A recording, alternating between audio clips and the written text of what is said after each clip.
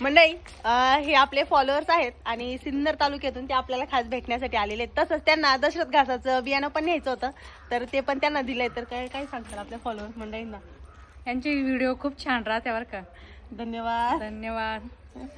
तर त्यांचं बऱ्याच दिवसात चाललं होतं, 2-3 दिवस झाले, तेव्हा त्यांचा कॉल पण आला होता. तर म्हटलं चला एक छोटासा मस्त छान व्हिडिओ काढूया. हाय हा शिवांशची तर मला ओळख सांगायचीच राहिली. हाय तर हा आहे त्यांचा मुलगा. हाय करे दादा.